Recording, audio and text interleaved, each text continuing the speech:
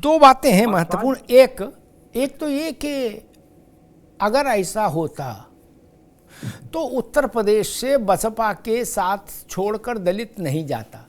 बसपा 9% पर आकर रहे, अरे अब तो 7% पे आ गई, 7% पर आ गई है क्या? इसका मतलब दलित भी उसके साथ नहीं रहा। अरे अभी बहस नहीं करो, दोबारा में आएंगे तब, है ना? ये सीख लोगे तो आगे काम आएगा, गूगल में थोड़ी मिलेगी हर चीज। बसपा के पास वैसा भी नहीं बचा, इसलिए ये तर्क ठीक नहीं कि मायावती जी या ये उनकी पार्टी बसपा अंबेडकर या दलितों की, दलित चेतना की एकमात्र वाहक है। होता ना थोक स्टॉकिस्ट, क्या थोक स्टॉकिस्ट नहीं है ना।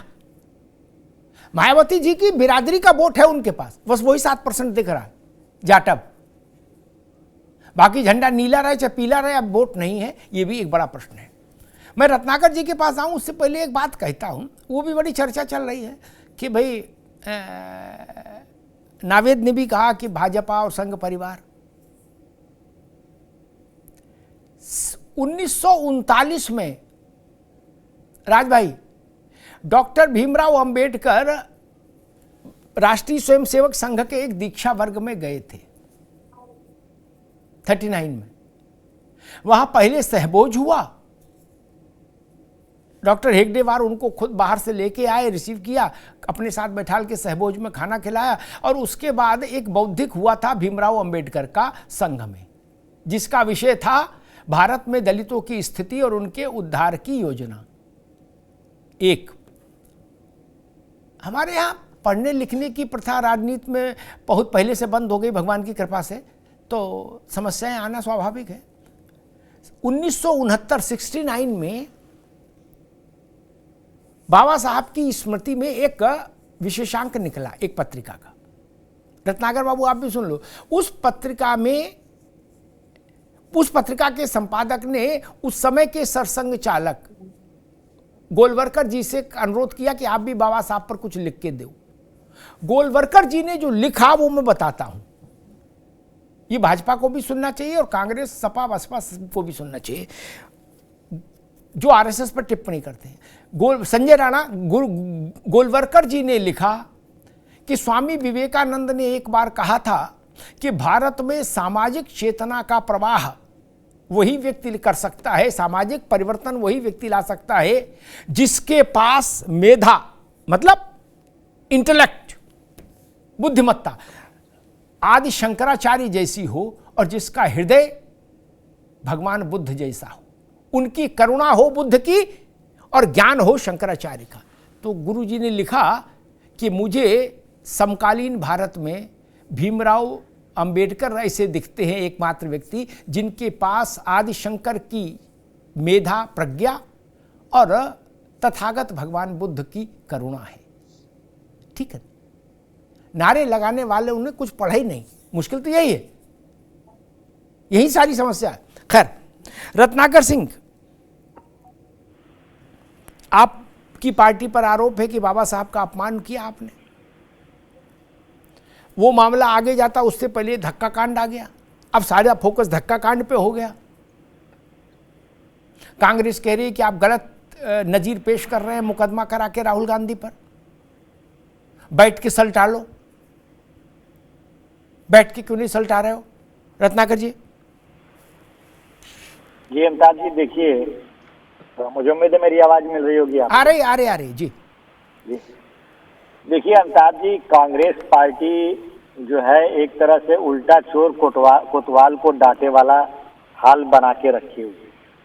सबने देखा कि किस तरह से राहुल गांधी, जहां पे भारतीय जनता पार्टी के सांसद जो मकर द्वार पे अपना विरोध प्रदर्शन कर रहे थे खड़े होकर के, और राहुल गांधी वहां पे अपने सांसदों के हुजूम के साथ जबरदस्ती उसी द्वार से जाने की कोशिश कर रहे थे, और जिसका परिणाम ये हुआ कि वहां धक्का मुक्की हुई और जो है हमारे सांसदों को, दो सांसदों को, एक जो 70 वर्षीय प्रताप सारंगी जी थे उनको डीप कट लगा, जिसको टाका लगाना पड़ा, 5-5 टाका लगाना पड़ा, और मुकेश राजपूत जी जो है वहां पे अनकॉन्शियस होके गिर पड़े।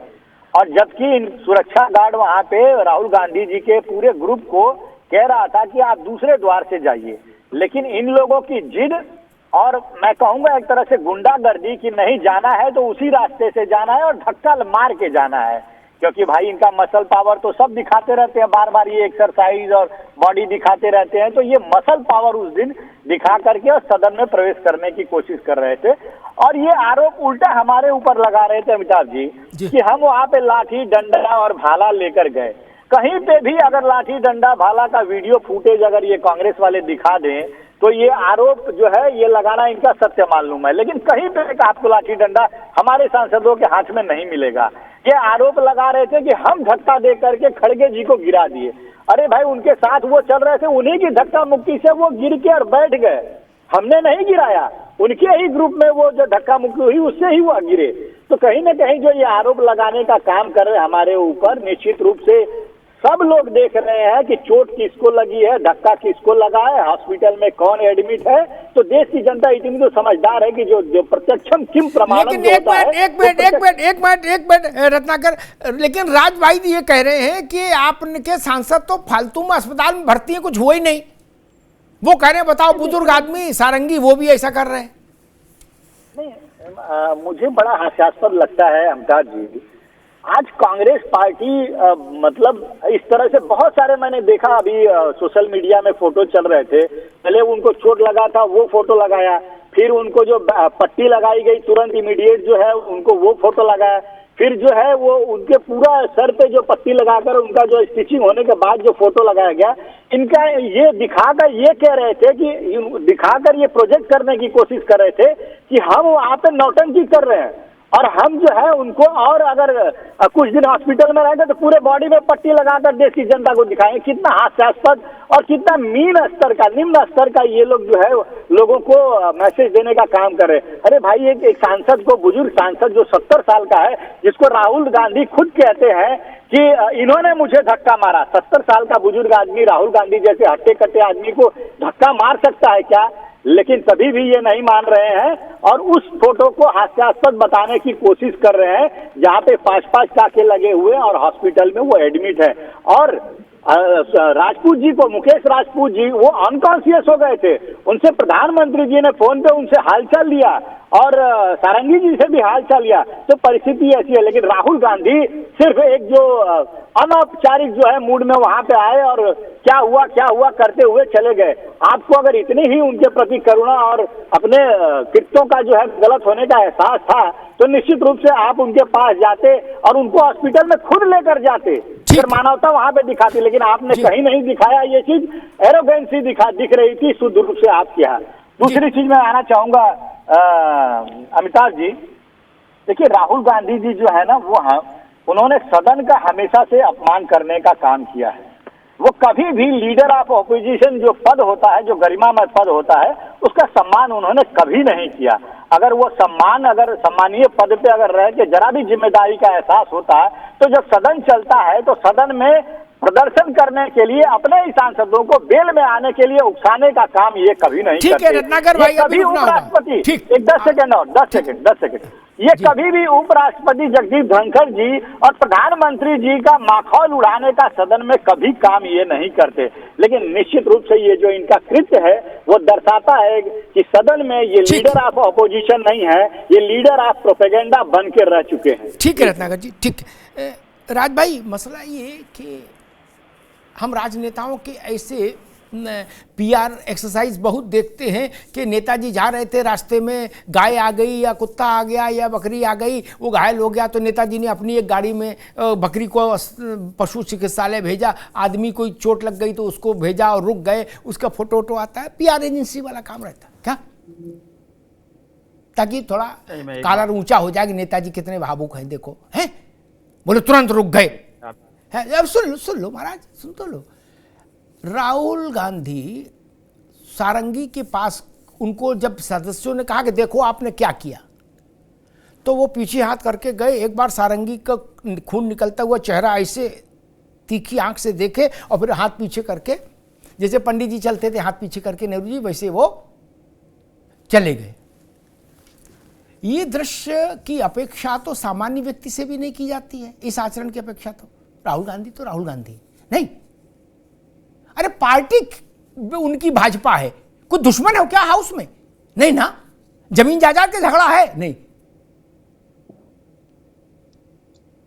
मैं एक बात कह दूंगा आपको। जी, दो कहो उस भैया। जगह का जो स्पेसिफिक वो उस जगह का जो सिचुएशन थी, वहां की सिचुएशन को निशिकांत दुबे जो सांसद हैं उन्होंने बिगाड़ी।